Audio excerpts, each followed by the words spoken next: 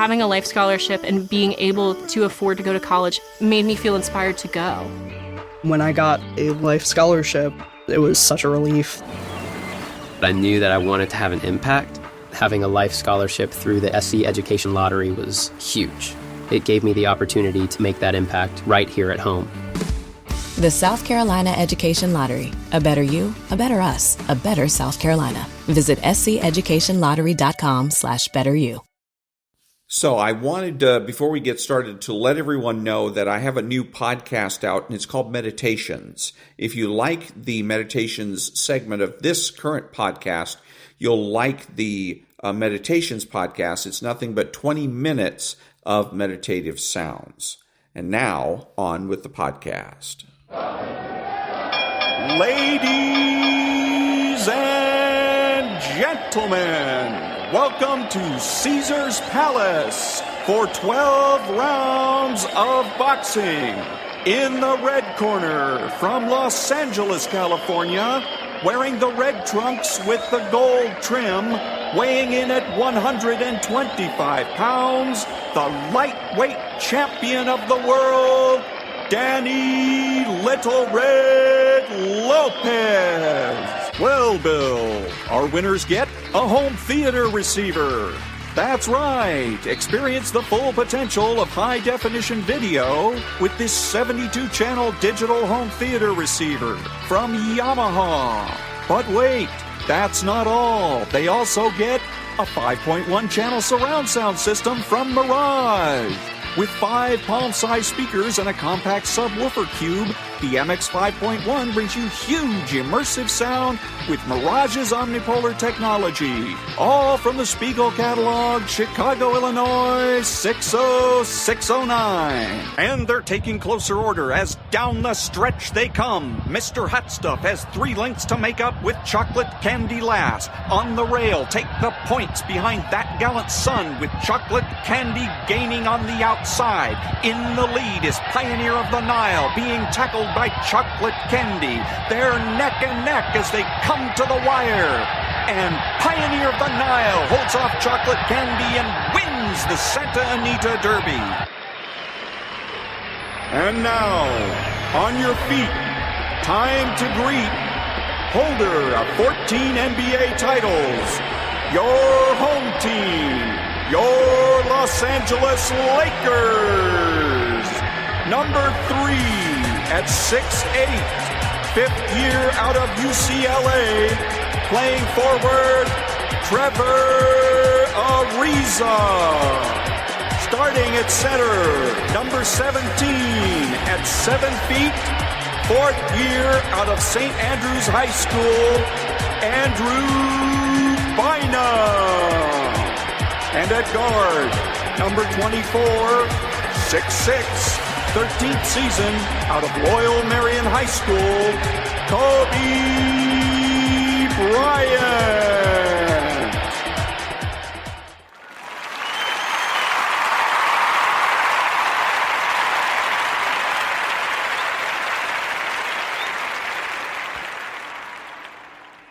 There's a story, you knew I'd have one of these,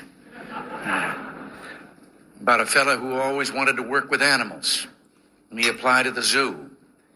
And they had an ad out, they needed someone there. And then he found out to his dismay that the job they had immediately open was dressing in a gorilla outfit, taking the place of the gorilla who just died until a new one could be delivered. And then they promised that he'd have a regular job at the zoo once that took place. Well, he put on the suit and he got in the cage. He got a little bored sitting around, so particularly when the children were there, he began doing tricks and showing off for them. And finally he got so interested in that, he got carried away one day. He was swinging on a rope, and he swung so far that he landed in the lion's cage that was next door. Then the lion came roaring at him. And he started screaming for help. Somebody get me out of here, get me out of here. And the lion jumped on him and says, shut up or you'll get us both fired. Good morning. It's Monday, Trust Your Mind Monday, June the 16th, and this is The True Conservative. Welcome to all the butchers, bakers, and candlestick makers out there. I'm Ron, your host, and the only true conservative in the United States today. So today, after the Serenity Prayer and the Patriotic Song of the Day, we will have the headlines, Patriotic Shorts, Motivation, Bishop Barron, Ayn Rand, and Trust Your Mind. All that and more when I get back.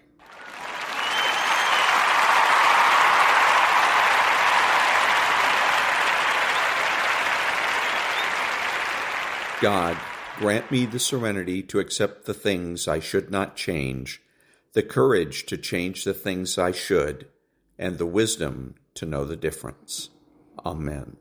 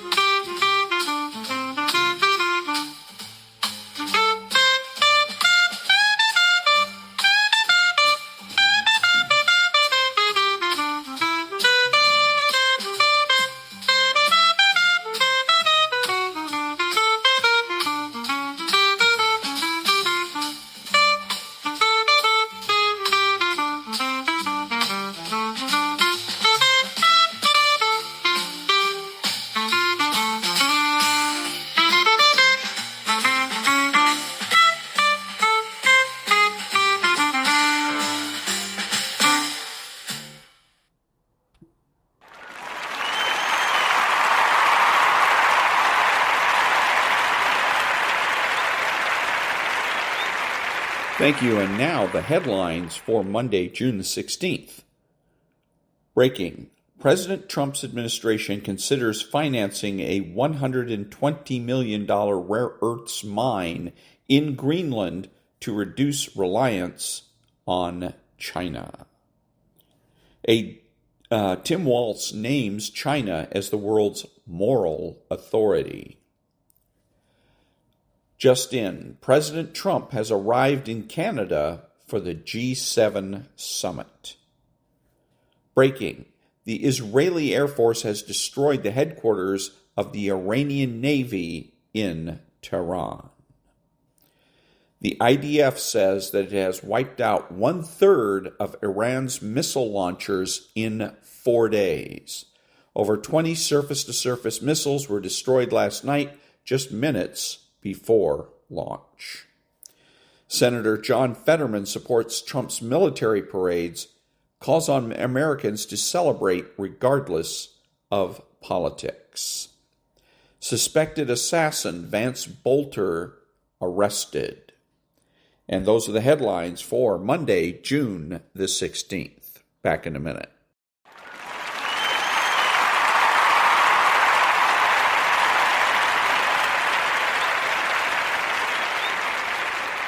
Thank you. And now, Tucker Carlson and Bishop Robert Barron in the political corner. Do you think that the sex abuse was a result of Vatican II? Not Vatican II per se. I would say more the result of the sexual revolution and of a loosening of moral strictures.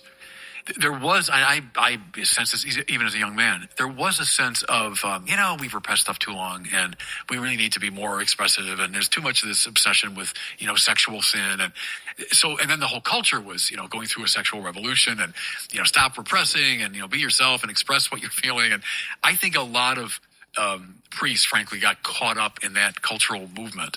And because we can measure it. The clergy sex abuse spiked by the 70s into the very early 80s, and then it began going down. And then after 2002, when the church put in all kinds of important restrictions, the so-called Dallas Accords being first among them, it's fallen off the table. The statistics have gone completely down. So we can measure a spiking of it right at the height of the sexual revolution. I think that's responsible for a lot of it. And that's the political corner. Back in a minute.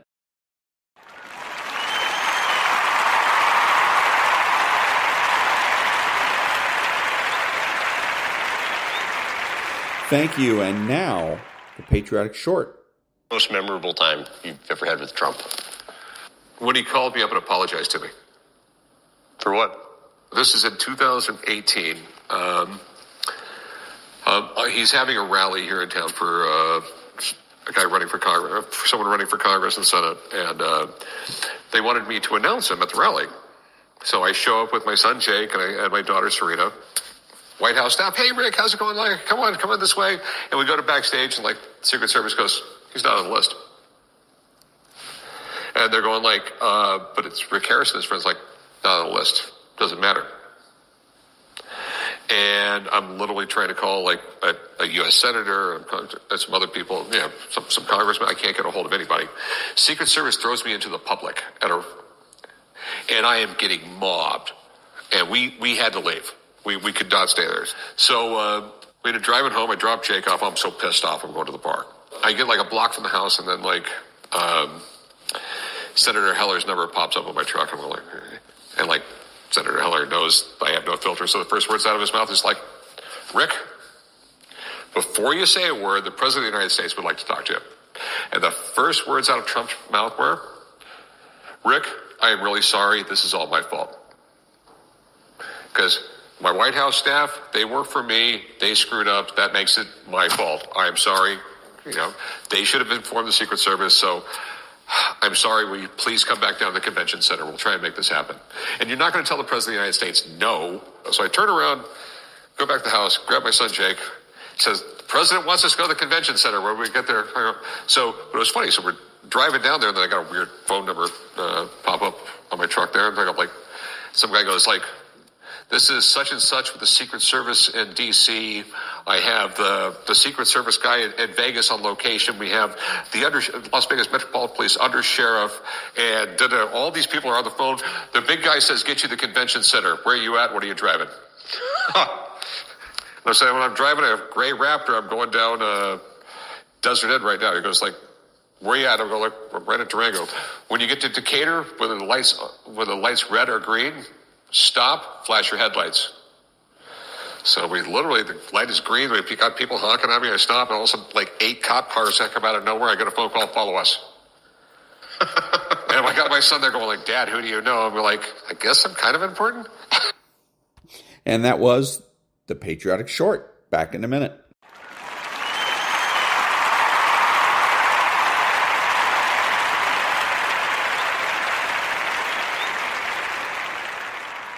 Thank you. And now, motivation. But I always try.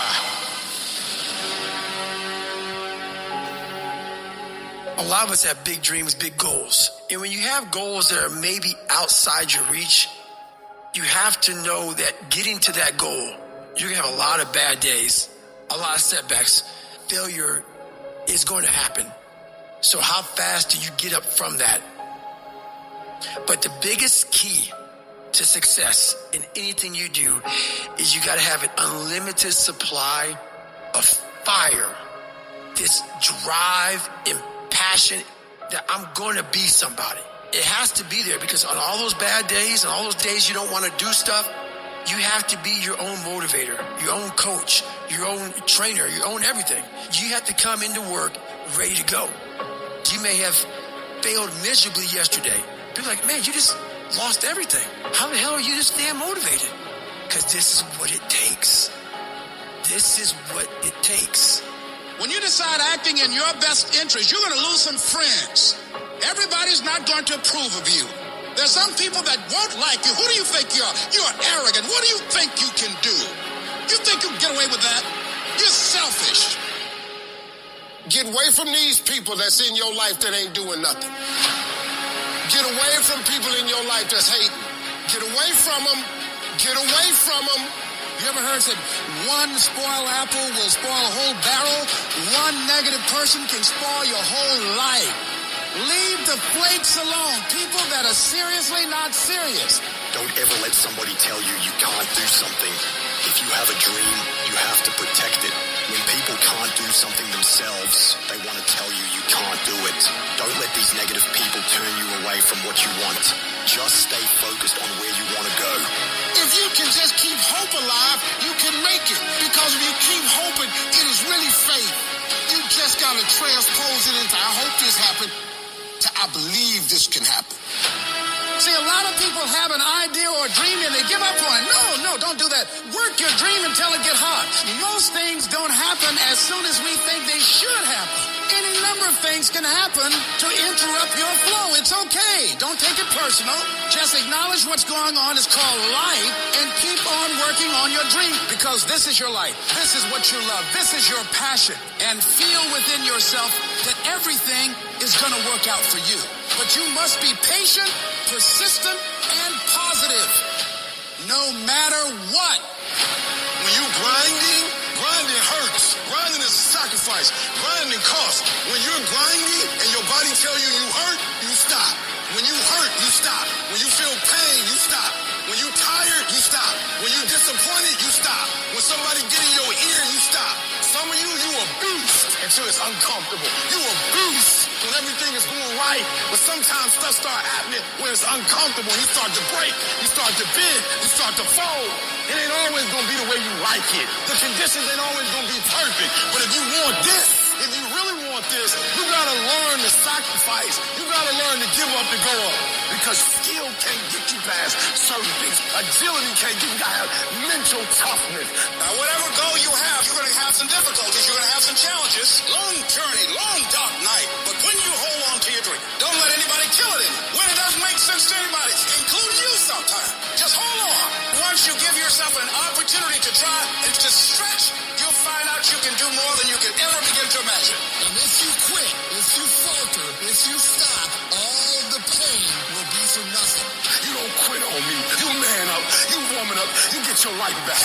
I mean mental toughness. Be persistent. I mean get up at 3 o'clock in the morning even when you don't see results. You made a commitment to get up at 3, so you get up at 3. You do as many reps as you said you were going to do.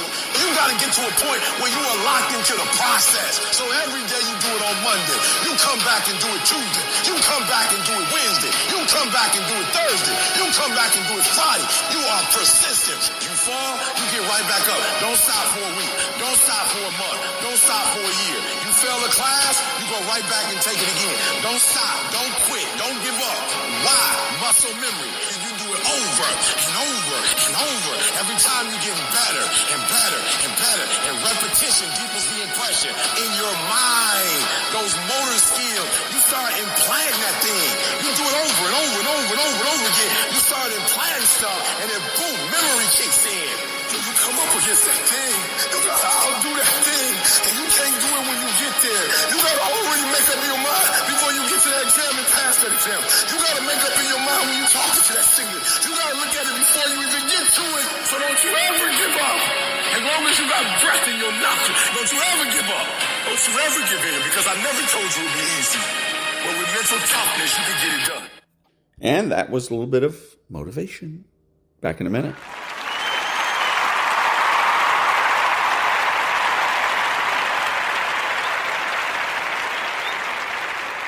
Thank you. And now, meditation.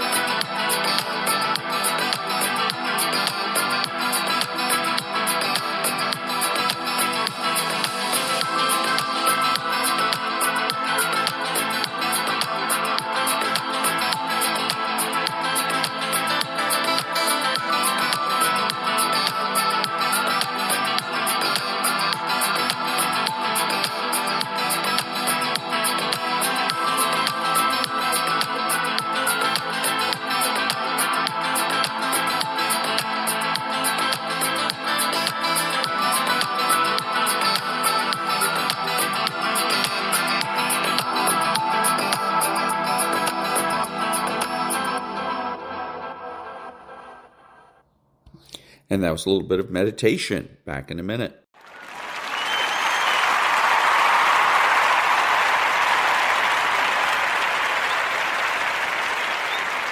Thank you. Now, psychopathy. Casual smiles may mask a chilling secret. Welcome to the world of the sociopath next door. 5 signs to keep an eye on. 1. Superficial charm. Beware of an enchanting yet insincere persona. 2. Manipulation. They twist situations to their advantage with no remorse. 3. Lack of empathy. A cold indifference to others' suffering might be a red flag. 4. Pathological lying. Untruths and deception are second nature. 5. Impulsiveness. Rash decisions with no thought for consequences. Remember, knowledge is power. Stay vigilant, stay safe. Unmask the sociopath next door. Until next time. And that was psychopathy. Back in a minute.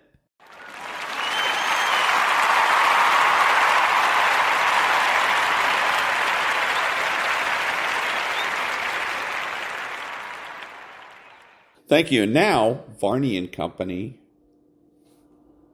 Favorite podcast, America is Listening. Good morning, everyone, and welcome to the show. Israel appears on the brink of attacking Iran's main nuclear facility at Fordo. Nearby residents have been advised to evacuate. Only America has the weapons to destroy Fordo and end Iran's nuclear threat. It is not clear whether President Trump will allow their use. Separately, Israel has attacked the headquarters of Iran's elite Quds force. Iran has launched ballistic missiles. Some have gotten through to Israel. There have been casualties in civilian areas. However, the number of missiles launched has declined each day. Look at this. The price of gold, it's actually down this morning, off $16 at $34.36. The price of oil has not spiked. It's little changed at $71 a barrel. In fact, it's down $1.20. This is not the market response that many predicted. Many investors may have concluded that Israel may succeed in ridding the world of the threat of an Iranian bomb, and that's good news. Stocks rallying. The Dow up over 200 points pre-market. The Nasdaq up 170 points pre-market. Bitcoin rising to 107,000. It's now 106.7. No rush to safety. Interest rates fairly stable. The 10-year Treasury yields 4.43%, and the 2-year coming in just under 4%, 3.97. All right, on the show today, President Trump's attending the G7 meeting in Canada. He'll be on camera again later this morning. Interesting how he deals with the Prime Minister there, who Trump wants to be the governor of America's 51st state. A reversal by President Trump on deportations. This is a big deal. He is curbing immigration enforcement at farms, meat packing plants, hotels, and restaurants. Another example of the president willing to shift policy when necessary to win support. He can be pragmatic. Vince Luther Butler is in custody. He's the suspect in the killing of a leading Democrat politician and her husband in Minnesota. He's also suspected of shooting 2 others with political connections. His wife has been questioned. The main story this morning, and we're following it all the way through, Israel's attempt to knock out Iran's nuclear capability. The market seems to like what the Israelis, perhaps with America's help, are doing. It is Monday, June 16th, 2025. Varney and Company is about to begin. And that was Stuart Varney, Nonprofit News Now.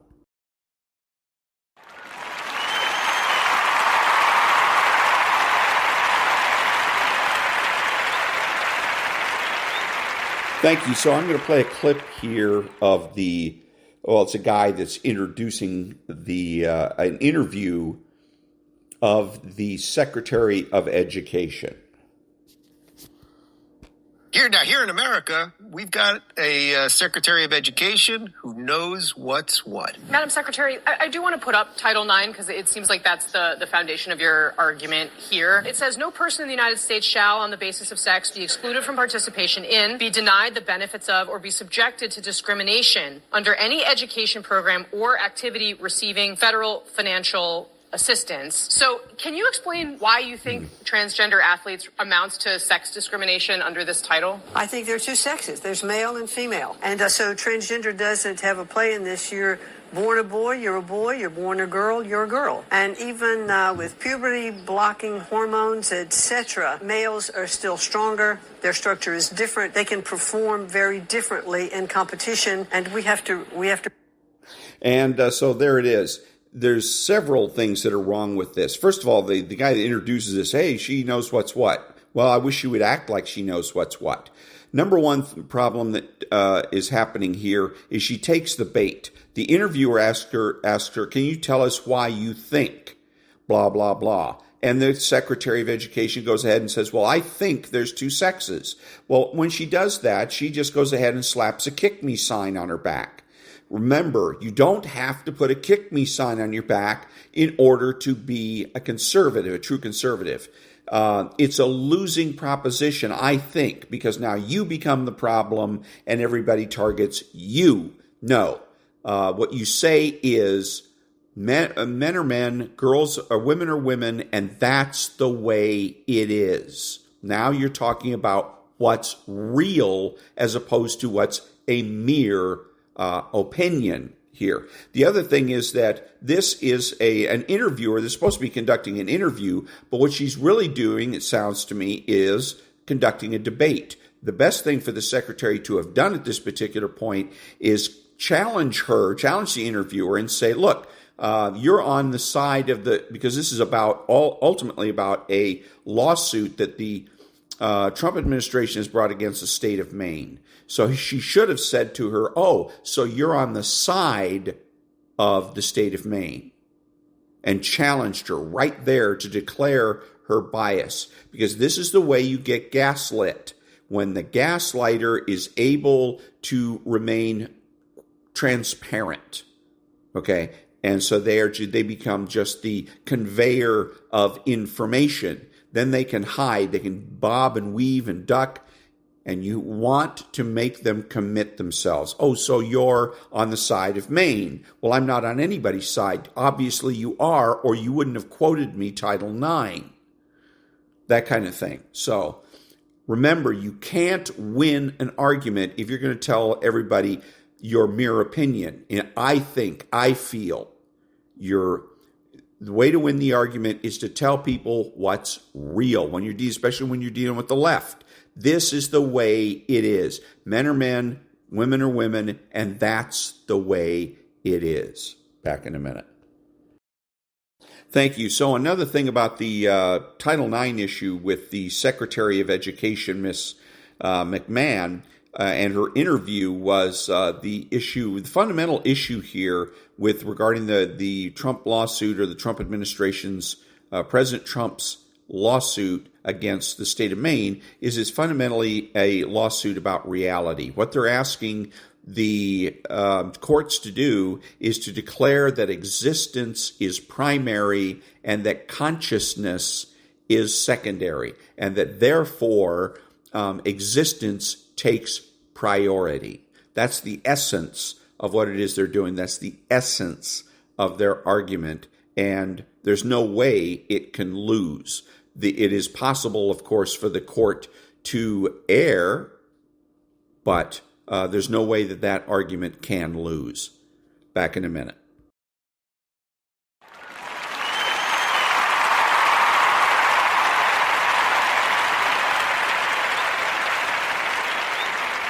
Thank you. Now the preamble to the Declaration of Independence.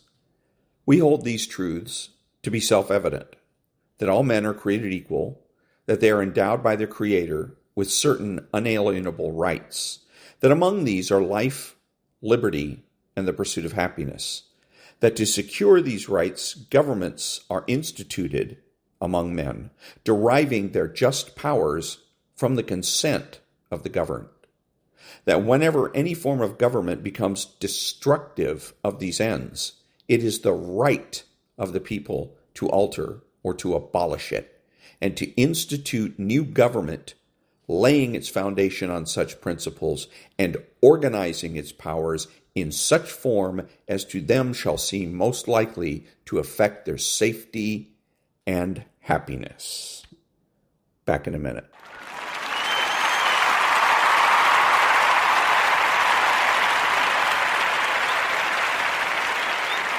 Thank you. And now a little clip, and not very long, of a guy named Tim Kennedy. I don't follow UFC, so I'm not up on this. But anyways, apparently he was a UFC fighter, and he's being interviewed by Sean Ryan.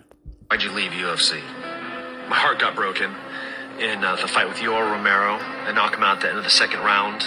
This is a title eliminator fight. The winner of us is going to go on to fight for the title. He, through a variety of mischievous and cheating mechanisms, is able to, he gets saved by the bell at the end of the second round, blow some big... Okay, I'm going to stop it there because he goes on and on. He tells a story, basically. And this is what the left has brainwashed all of us to do. This guy is, by the way he communicates, Tim Kennedy is a lefty. He is a liberal, a socialist, whatever. Because instead of answering the question directly and say, because basically he goes on and on to explain, tells a big story about basically how he got cheated. He never uses the word cheated out of. He doesn't come out and say, UFC cheated me out of a victory. But that's what he is implying here. It's very indirect, which is another sign of leftyism. So he doesn't answer the question, and Sean Ryan, unfortunately, doesn't take control of the conversation and stop him and say, I didn't ask for a story. I just asked you a simple question. Why did you leave UFC? Now, again, he's doing all of what I call NPR pussy talk, Mr. Kennedy is. Instead of answering the question, he's very soft around the edges and all that bullshit. He has to make up his mind. He's got to decide that if he got ripped off, then he needs to go out and file a lawsuit. If he didn't get ripped off, or he's not going to bother to file the lawsuit, then he needs to man up and say, I got beat. UFC's not for me. It's too good for me. I can't handle it. I'm not good enough to fight UFC. I can deal with that. I have respect and admiration for that response. But instead, he tries to get people to feel sorry for him.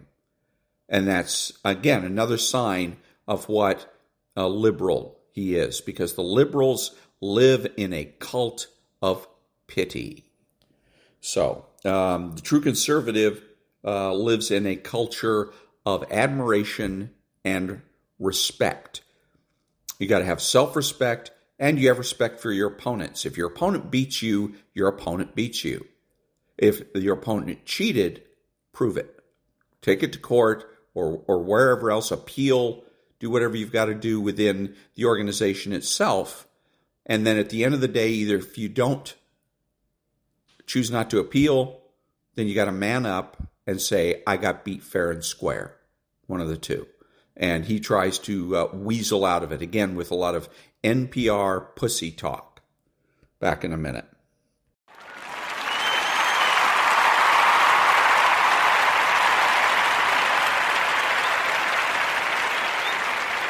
Thank you. And now from a book that's called Good Inside. What's the opposite of understanding? For this argument's sake, it's convincing. Convincing is the attempt to prove a singular reality, to prove that only one thing is true. Convincing is an attempt to be right, and as a result make the other person wrong. It rests on the assumption that there's only one correct viewpoint. And then my question is this supposed to be convincing? Further, convincing has one goal in mind, being right, and here's the unfortunate consequence of being right. The other person feels unseen and unheard, at which point most people become infuriated and combative, because it feels as if the other person does not accept your realness or worth. Feeling unseen and unheard makes connection impossible. Understanding two things are true and convincing one thing is true are diametrically opposed ways of approaching other people, so a powerful first step in any interaction is to notice which mode you're in. When you're in one thing is true mode, you're judgmental of and reactive to someone else's experience because it feels like an assault on your own truth. As a result, you will seek to prove your own point of view, which in turn makes the other person defensive because they need to uphold the realness of their experience. In one thing is true mode, exchanges escalate quickly. Each person thinks they're arguing about the content of the conversation when in fact they're trying to defend that they are a real, worthy person with a real, truthful experience. And again, is this convincing? Back in a minute.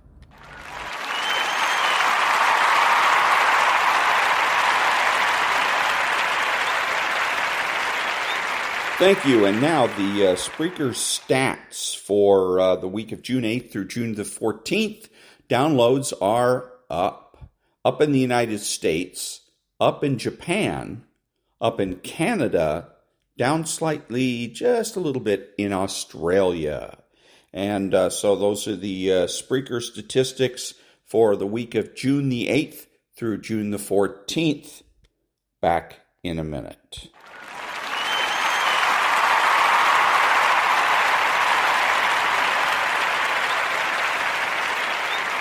Thank you. Now, what does the phrase, if you're explaining, you're losing, mean? This was said by Ronald Reagan, speaking of political campaigns. From the perspective of your audience, if you have to explain yourself, you come off looking desperate to convince. As a consequence, you lose the high ground. From a more philosophical perspective, if you have a clear conscience and strong conviction towards the positions you take, your values, truth, and direction, you don't need the opinions or consent of others. As a consequence, you don't need to explain yourself. However, if you yourself are not convinced of the validity and truth of your position, or you can't fully justify your choices, then you continue to expel words in an attempt to create the illusion of certainty. Back in a minute.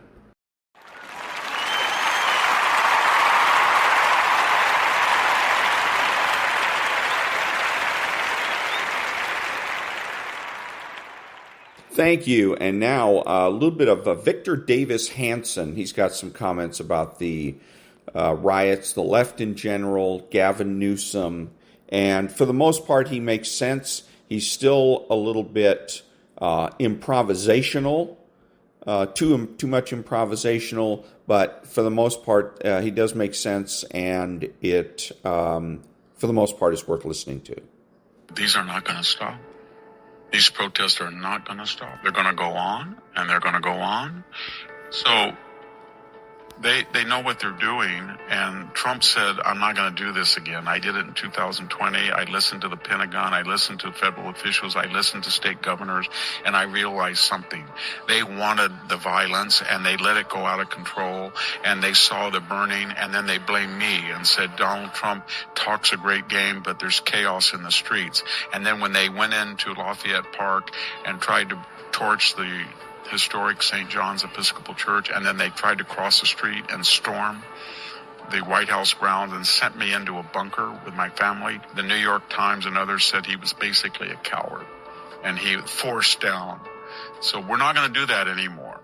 What's the sum total of all this? The sum total is the entire left-wing narrative has collapsed. The narrative is that there was just a lot of peaceful people walking around, and then these vicious Gestapo people snatched them. And then people who were legitimately working and wants to go, they took some time off work for a peaceful protest. There was no cars. They were not calling automatically driven cars to have them assembled to blow them up. They were not blowing up people's cars. They were not throwing rocks at cars. They were not attacking highway patrol vehicles. They were not spitting in people's faces. They were not burning American flags. They were not failing to disperse. They were not taking over 101.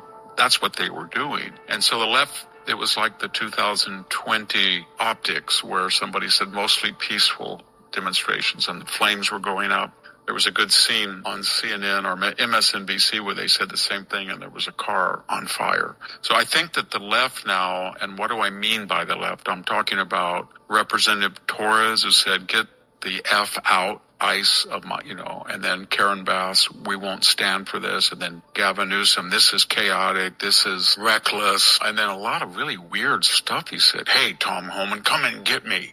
Kind of rugged, just punking him. And then we had his tiff with the Treasury Secretary, Scott Bessent. We might just withhold federal taxes because we pay $80 billion more than we get in services from the federal government. I thought he was Jefferson Davis, maybe. And then he said, and that pays the federal government's bills. Come on, Gavin, it's little over 1% of all federal revenues. Why don't you just realize that you're polling 27%? 2% want you to be the nominee. You're going nowhere, and you're blowing up what was left of your viability politically. You're going to be termed out. What are you going to do? Because people are looking at you, and this comes on the heels of the fire in Los Angeles, when you couldn't say a word about Karen Bass junketing, or the deputy mayor phoning in bomb threats, or the head of Water and Power has no idea why the reservoir is dry, or that fire chief who was fired talking about DEI where there's hydrants dry, or why you wouldn't let people clean up their hills of fuel for the fire. So it's just a 1-2 punch, and Gavin Newsom is in big trouble. The biggest trouble, though, is the whole illegal immigrant deportation, because there was a CBS poll that showed that 54% still want deportation. That rises to 75% when they're told they're violent criminals. Then they said they were just sweeping people off the street. They went into an employer who was trying to create an illegal alien workforce, and among the people that they arrested, they were, charged with assault, charged with attempted murder. There were some terrible people. And so as that all gets out, the left then looks ridiculous. And now what they're doing, they're not only getting money from these NGO, nonprofit left wing that are, by the way, we're paying it for it in California, $45 million in taxpayers' money. But they're not only getting riot gear to hand out to people, now they're handing out American flags, because they're thinking, somebody called up and said, hey, I'm a U.S. Senator. I'm supporting you. I like what you're doing, but you're making it impossible. I got an election coming up in November. What is this? So, suppress the Mexican flag. There's also an existential question. I mentioned it on Laura Ingraham the other night. I mentioned this 20 years ago in Mexifornia. I had a student, and he was waving the Mexican flag during the controversy over Prop 187, and they were burning the American flag on the Cal State campus. So I said to him, why are you waving the flag under no circumstances of the country, under no circumstances you want to go back? And you're burning the flag of the country that you say you want to stay in, even though you're here illegally. And he couldn't answer that. And so it was so weird to see these people spitting on the American flag and burning it, and then Mexican flags everywhere. And so is it confusion, or do they think all these Mexican flags say that LA is now part of Mexico and they are trying to remind everybody? Look at the illogical emotional response and see if there's a logic to it. So if that's true, all these young people that are either here illegally or the children of people who came illegally, for the most part, maybe parents were legal, maybe they were legal, but they may all had one thing in common. They said that Mexico was not for them. So they come over to a different paradigm, completely different. Its history is completely different. This is not Spanish Catholic conquistador colonization. Remember, the Spanish crown would not let anybody, unless they were Catholic and Spanish, go into their colonies. And the vast majority were males. North America, Canada, the United States, were largely Protestant from the British Isles and then Western Europe. And from the very beginning, it was mostly what the left calls settler, not conquistadors. It was families, Plymouth Rock. So it was a very different paradigm. So they're saying that we left our paradigm because we wanted your paradigm. And now we've got 1 million illegals, and it's our paradigm. But why would you wave the flag then if you don't like that paradigm? So carry the logic a little further. So now we have our Mexican flag, and we've created a virtual Mexico in Los Angeles. Then somebody's going to say, but that's why we left. So I'm leaving LA to San Francisco. And you're going to say, well, we're going to go and wave Mexican flags and do it. Then I'll go to Oregon. You see what I mean? It's totally incoherent. Then you have President Sheinbaum. God, doesn't she have anybody with a brain in Mexico advising her? So the first thing she said, these are our people, and we're going to weigh in, we're going to provide them legal counsel. President Sheinbaum, if Americans are burning the Mexican flag, in downtown Mexico City, and they're protesting, waving Old Glory. First of all, your biggest problem would be restraining Mexican citizens would try to kill them. They would have no rights. You would jail them. And then if Donald Trump said to you, we're protecting our people in your country, we're going to come in and give them, what do you think you would do? Now, I know what you think the United States response will be. Do you realize there's a bill in Congress right now, President Sheinbaum? It has a lot of issues related to you. Finish the wall, 10,000 more Border Patrol, and tax remittances. And they're arguing about the percent, 2.5% to 3.5%.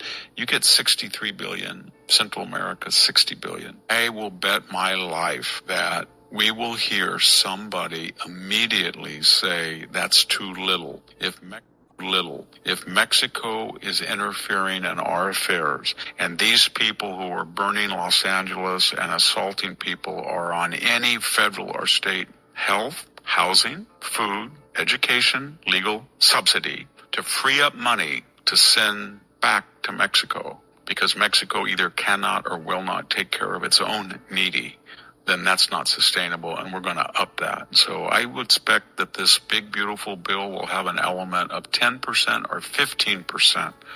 That will cost her big mouth about $10 billion if that should happen. The second thing, President Sheinbaum, you are deliberately allowing China to fabricate, assemble telephones, computers, cells, cars, equipment in your country to evade a tariff. You're running up $171 billion. Do you really think with that surplus that you are colluding, if I could use that term, with the Chinese, do you think Donald Trump's not going to be angry about your activity and your interference into the internal affairs of the United States? You also have cartels, and they have been making about $20 billion killing Americans. So I think people are so angry. Remember the polls. It's 54%. I would give you another poll. The people that you are aligned with, if you look at the popularity of Mayor Karen Bass, it's in the 30s. If you look at Gavin Newsom's popularity, SurveyMonkey says the last 30 polls show him at 27%. Another poll shows that 2% of the Democratic Party want him as their nominee. However, there's two polls, as I said, 54% want deportations, but this is, I think, 75% want deportations immediately of anybody convicted of a crime. But when you look at polls of relations with you being Mexico and the United States, they have crashed. You're down to about 33% of the American people. And most importantly, on the first 100 days of Donald Trump, there was a poll, and they asked each specific group by gender and race, what's your sense of Donald Trump's first 100 days? It was positive, but Hispanics were 62%. So to whom are you trying to appeal to? The illegal aliens that may be the more dominant in burning? I don't know why people are not at work. How can you do this for 2 or 3 days, work days, and not be at work? But or Mexican-American citizens, because I have a feeling that they have no sympathy with you or Mexico, and they're very happy in America as American citizens. And they don't like people expropriating the Mexican flag and acting as if they speak to those. So all these Mexican-American and Central American left-wing representatives, maybe you'll say, well, Victor, somebody voted in them. Yes. But I have a feeling that they don't represent the majority of Mexican-American citizens.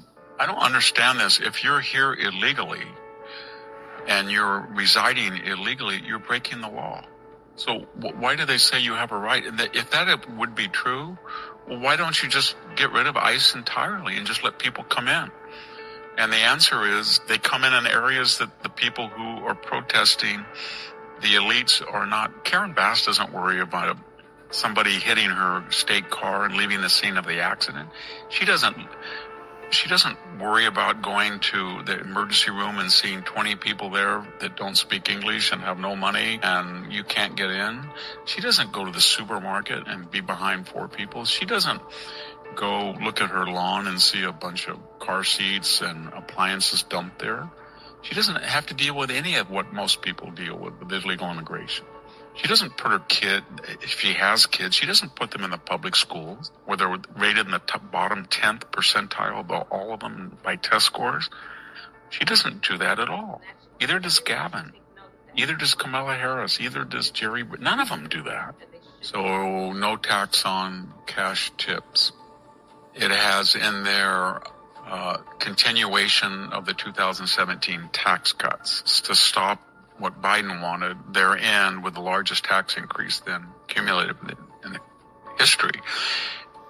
But it also finishes the wall. And it hires 10,000 more Border Patrol agents. And it's got things in there that people hadn't appreciated, including myself. It's got a tax on university endowments. I think it's 2.5 in the beginning. It's got a tax on remittances to Mexico, which we've all talked about.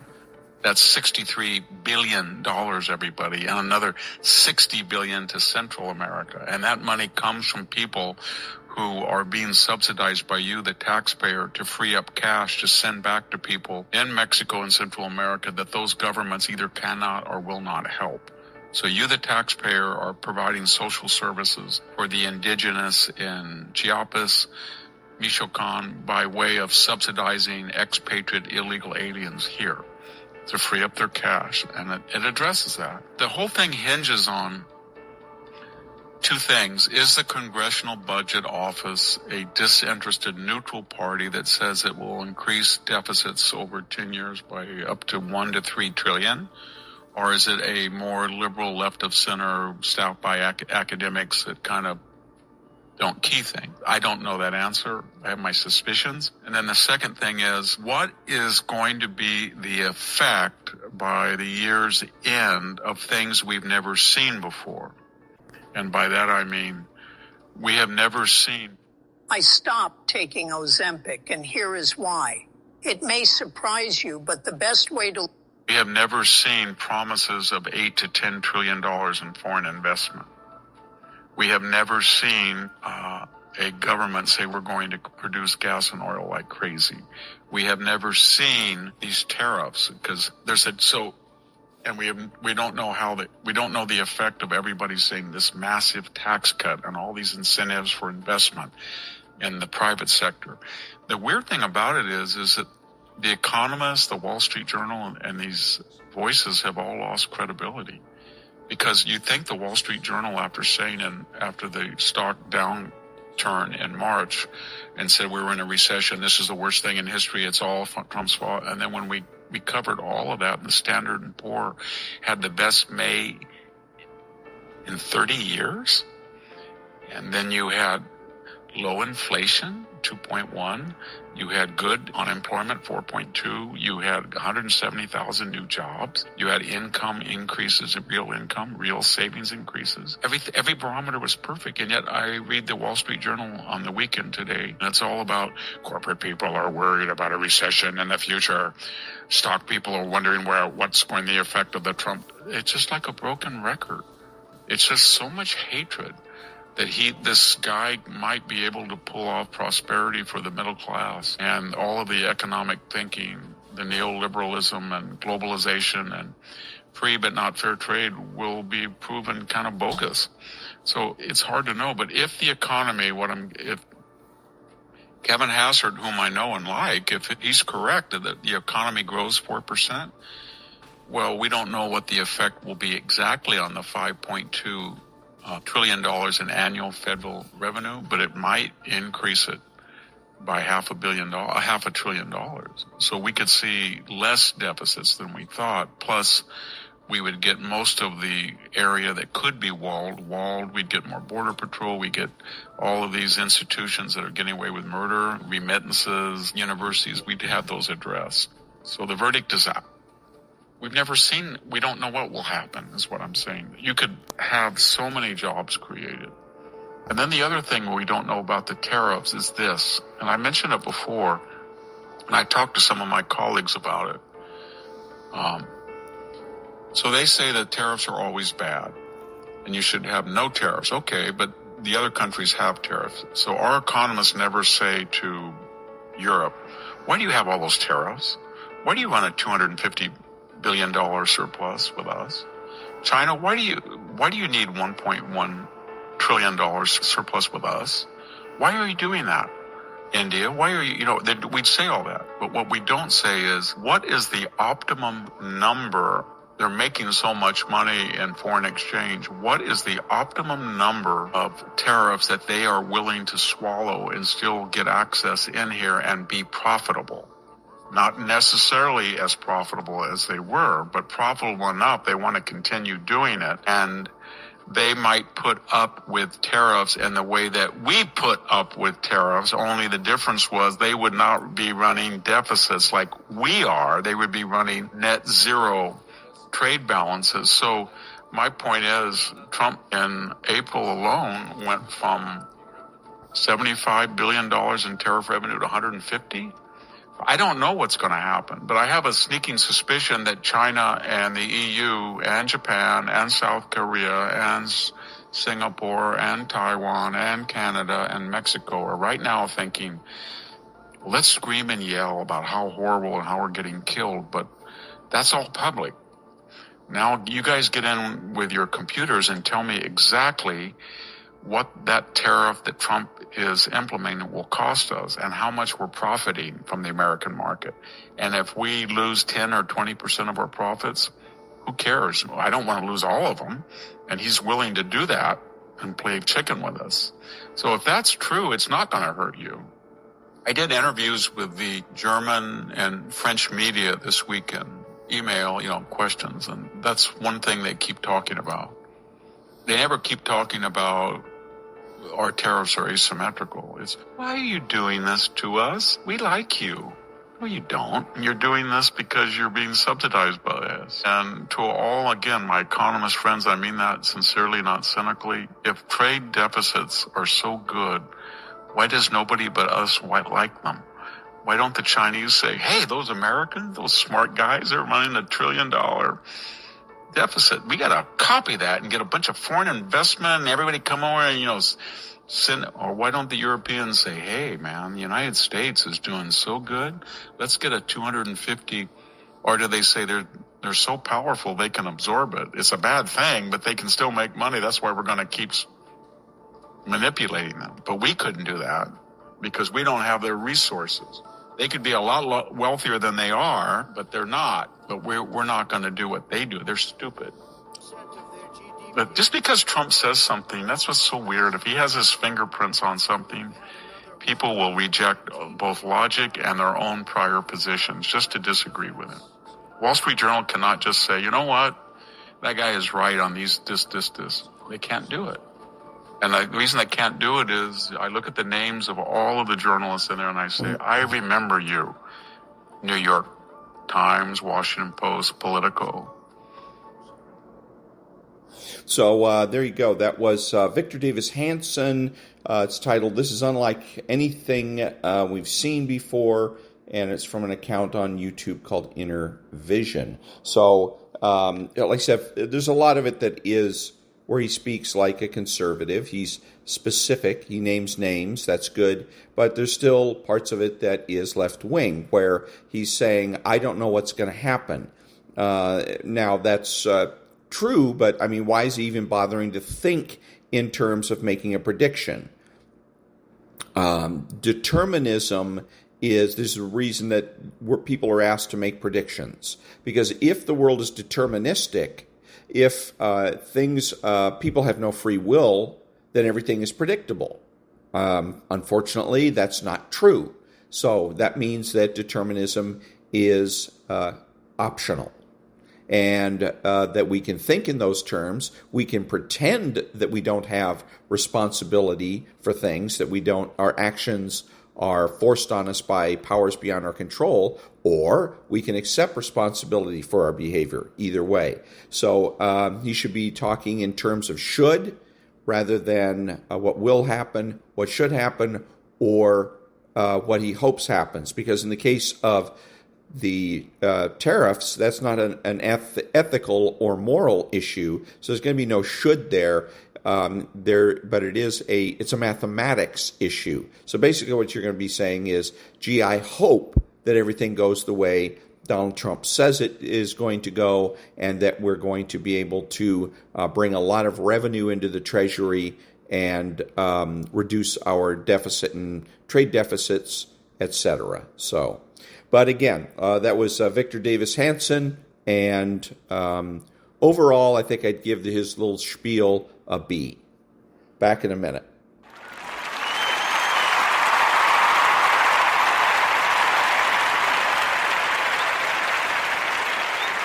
Thank you. And now I'm looking at some headlines from articles on the American Thinker, dated June 16th.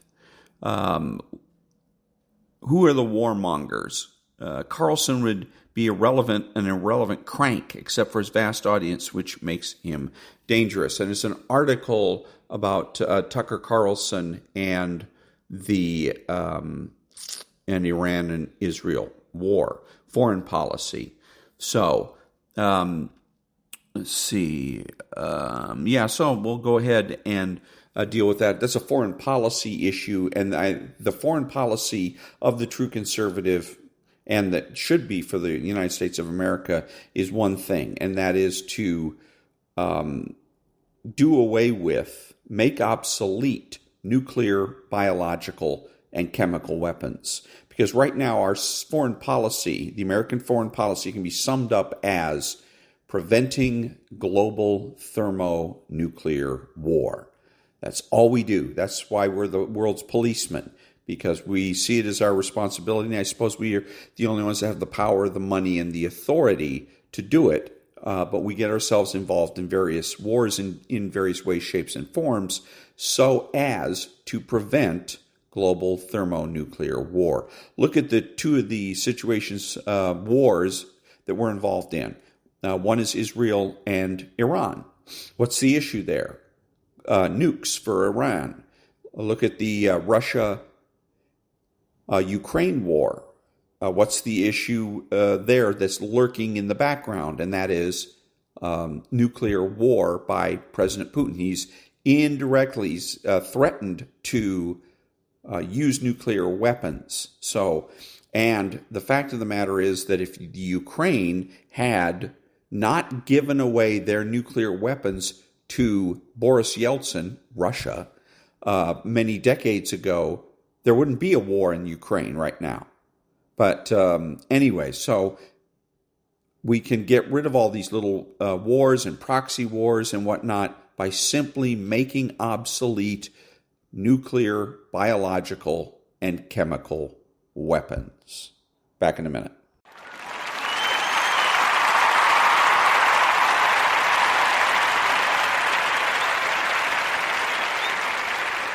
Thank you. Now a little bit of Maria Bartiromo, and who is your guest? It's Jason Trump, or one of the Trump kids.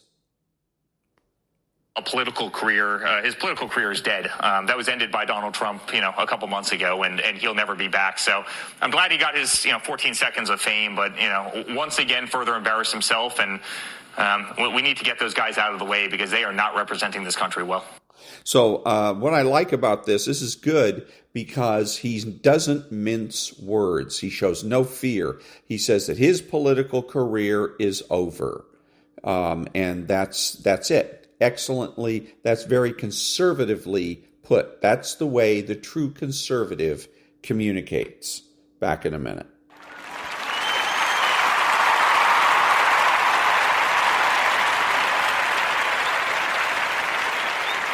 Thank you. And now one of my favorite losers, the guy on Media Buzz. I am heartbroken over the assassination of Minnesota State Rep Melissa Hortman and her husband by a killer posing as a cop, and the wounding of State Senator John Hoffman and his wife. After 2 attempts to kill Donald Trump, the torching of Governor Josh Shapiro's mansion, the murder of a couple from the Israeli embassy, and on and on and on, political violence has seemingly become normal. We need better security, obviously, but the media can't allow this to become routine. Oh, well, another killing. These targeted shootings, either party, are an attack on our society. Okay, so his statement is basically worthless because he refuses to, quote, play the blame game, unquote. Who's at fault? Things don't just happen, they're made to happen. If he has evidence that our society has changed so that it encourages assassinations, show us the evidence of it. And who is it that has created this environment? Is this a thing of lefties, or is it conservatives that have done it?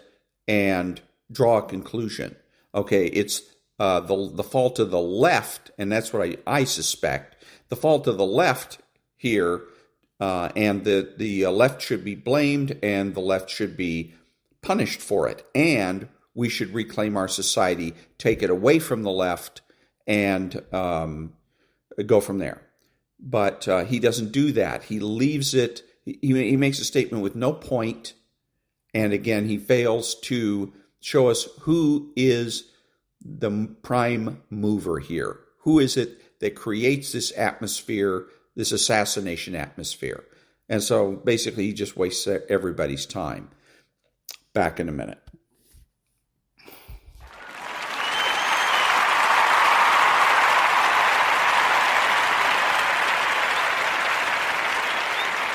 Thank you. And now, trust your mind. Part 2. Breaking Away.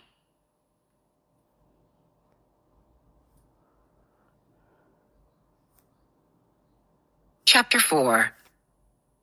The Strength to Dissent. Does it feel to you like we've forgotten the joy of dissent?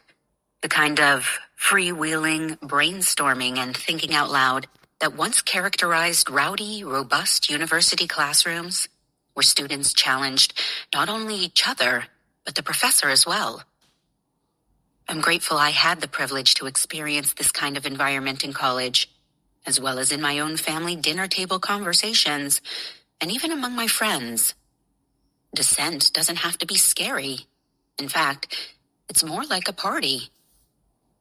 Unfortunately, we've all collectively gotten ourselves into a dark, opposite place, where our interactions feel stale, scary, dry, and limited in scope.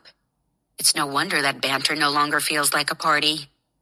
We are so siloed and isolated that to speak up now feels like initiating a war, and we tremble at the thought of merely asking a question. And while it is easy to feel dismayed about the state of discourse, especially online, having platforms for free speech and disagreement is still something to be grateful for. Preserving spaces for dissent should be a global priority. Not only does research back up the value of dissent, it actually shows that even within well-defined groups, dissenters can be welcomed and appreciated rather than ostracized. For example, having dedicated time set aside to discuss diverging opinions at school, work, or places of worship can go a long way in building trust. So our work is to inch our way out of this dark place and remember, or even call up images of our own families, favorite films, memories of college life, and whatever else it takes, to find joy in dissent. We can use these memories and examples as inspiration and motivation to do what it takes to get back to that rowdy, energizing discourse and exchange of ideas. And simultaneously, it's important to acknowledge that leaving behind the stale, quiet safety of echo chambers can be difficult. Self-silencing can feel safe, but suffocating. And with the courage to dissent can also come sadness and existential questions. From sports teams and schools to friend groups, churches, and political affiliations, any kind of pivot away from group ideology is difficult. Losing my religion. An athlete and mother, Jade went from evangelical to Orthodox and then entirely away from religion a decade ago. This was one of the most difficult transitions of her life, and she still questions it because of the impact it had on her social support network. She lost her marriage and the closeness with her family. When she tried to join atheist groups, she found the same extremism she observed in religious circles. I briefly joined some atheist groups, but they seemed like the other side of the same coin to me, so sure of everything and so tribal. Two things I disavowed when I left the church. She tells me, I just don't believe it. And once you are out, none of it makes sense at all. At the same time, she says, But if I'd known how much I'd lose, my sense of identity and belonging, and the sense that others thought I was a good and decent person, I might have stayed and quietly quit rather than having made a grand exit. The term used in religious contexts when one leaves their faith is deconversion, and it's a useful concept to explore. Deconversion conjures images of casting oneself away into a liminal, empty space. When one leaves something behind, what is it that they are then joining into? Does that space become ripe for reconversion of some kind? What does belonging offer anyway? What are the psychological rewards? Another helpful term to describe the process and after effects of leaving religion is disenchantment. According to researcher E. Marshall Brooks, many ex-Mormons experience a loss of personal identity, debilitating bouts of loneliness and regret, and symptoms akin to clinically defined episodes of depression and anxiety. He goes on to describe presentations of disembodiment, depersonalization, hyper-reflexivity, and the loss of self-affection among ex-Mormons. Deconversion and disenchantment are difficult to study, and so far have not been taken up extensively by researchers. As Brooks writes, religious disenchantment lacks the very kinds of culturally normative, socially patterned expressions and behaviors that researchers can easily track and describe. Because of this, disenchantment is easily misrecognized/misidentified. This statement sounds eerily similar to what I found in researching autistic masking and camouflaging. Hiding a significant part of oneself creates confusion, not only for the individual, but also for any potential support system surrounding that person. The lack of clarity often leads to misdiagnosis, just as Brooks references misidentification here, with disenchantment often looking like general depression or anxiety. It is the phenomenon of hiding some kind of deep truth that is so difficult to ascertain within a research setting until after the fact, when what was hidden often explodes to the surface after a crisis. In the pages of The Atlantic, reporter John Fortenberry has taken up the subject of what it feels like to leave religion, and has written that many who leave religion in America become isolated from their former communities, which can make them anxious, depressed, or even suicidal. Others feel liberated.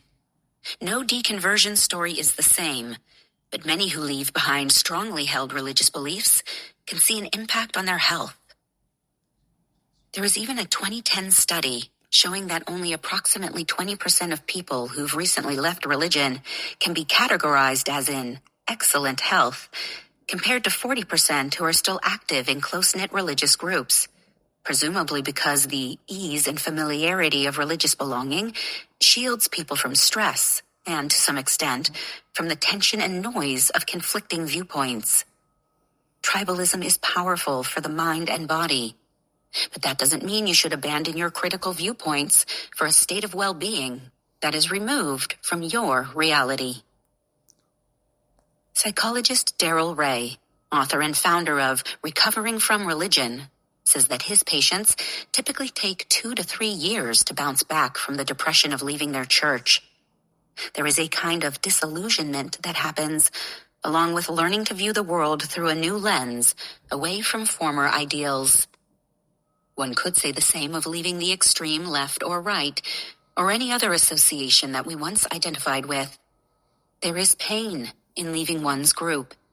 The sense of community, belonging, and certainty about the world is lost. From groupthink to free thinking. And that was Chapter 4 of Trust Your Mind by Janara Narenberg, author of Divergent Mind, Embracing Nuance in a World of Self-Silencing. Back in a minute.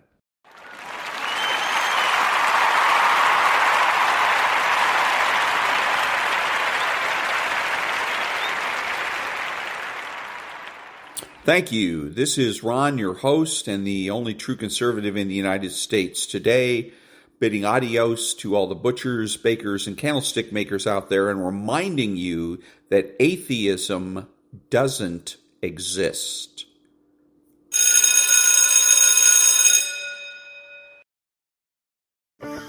Having a life scholarship and being able to afford to go to college made me feel inspired to go.